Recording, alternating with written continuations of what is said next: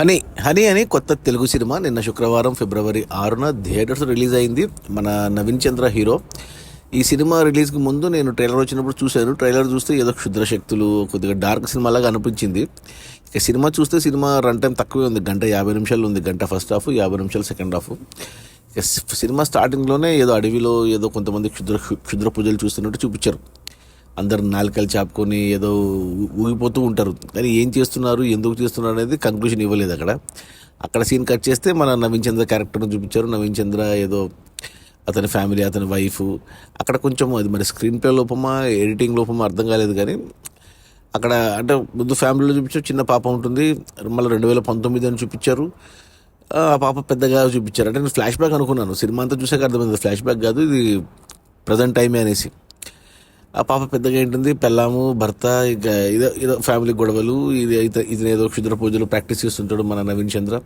అంటూ ఉంటే నాలుక బయటకు సాపుతుంటాడు, పిల్లలతో గొడవలు. దానికి తోడు ఇక రాజా రవీంద్ర క్యారెక్టరు, అతను కూడా అంటూ ఉంటే నాలుక బయటకు సాపుతుంటాడు. ఏం జరుగుతుంది ఏంటో ఏం అర్థం కాలేదు. ఏమంటే సినిమాలో ఎక్కువ డైలాగ్స్ లేవు, ఎక్కువగా ఏమంటారు జస్ట్ అలా సీన్లు అలా చేసుకుంటూ వెళ్ళిపోయారు. అసలు గంట ఫస్ట్ హాఫ్ అంతా గంట చూసినాక నాకు అసలు ఏమీ అర్థం కాలేదు. సినిమా ప్రమోషన్స్లో భాగంగా ఒక ఇంటర్వ్యూ చూశాను. డైరెక్టర్ వచ్చి కరుణకుమారు. ఇతను ఇంతకుముందు పలాస, శ్రీదేవి సోడా సెంటర్, రీసెంట్గా మట్కార సినిమా తీశాడు.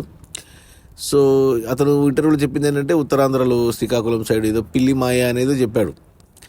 సో అది ఫస్ట్ హాఫ్లో ఇంటర్వెల్ ముందు మనకు అంటే చూపించారు సీన్, ఏదో పిల్లిని తెచ్చి ఏదో క్షుద్ర పూజలు చేస్తున్నట్టు చూపించారు. డైలాగ్స్ ఎక్కువ లేవు, బట్ అర్థం చేసుకోవాలి మనము. ఏదో పిల్లి మాయ అన్నారు. నేనైతే ఎప్పుడు వినలేదు, ఆ పదమే వినలేదు. మాది రాయలసీమ, మేము ఎప్పుడు ఆ పదమే వినలేదు. సరే ఏదో డిఫరెంట్గా ఉంటుందిలే అనుకున్నాను. కానీ గంట సినిమా అయినా కూడా నాకు ఏదో జరుగుతుంది, కానీ ఎందుకు జరుగుతుంది, ఎవరి కోసం జరుగుతుంది, అది జరిగితే ఏమవుతుంది, ఎలా చేస్తారు, ఇవేం క్లారిటీ రాలేదు. ఇక సెకండ్ హాఫ్ 50 నిమిషాల్లో కొంచెం క్లారిటీ వచ్చింది. అది పిల్లి మాయ ఎందుకు చేస్తారు, చేస్తే ఏమవుతుంది అనేది కొంచెం క్లారిటీ వచ్చింది. ఇంకా సెకండ్ హాఫ్ అయితే ఇంకా ఫస్ట్ హాఫ్ కంటే దారుణంగా ఉంది. అసలు ప్రీ క్లైమాక్స్ ఏందో, క్లైమాక్స్ ఏందో, అసలు ఎందుకు తీశారు, ఎవరి కోసం తీశారు, ఏం ఉపయోగం ఈ సినిమా వల్ల అనేది. అసలు నవీన్ చంద్ర అసలు ఏ సినిమా అంటే ఆ సినిమా ఒప్పుకుంటున్నాడు, ఏదో వేషాలు వస్తే చాలా అనుకుంటుంటున్నాడు.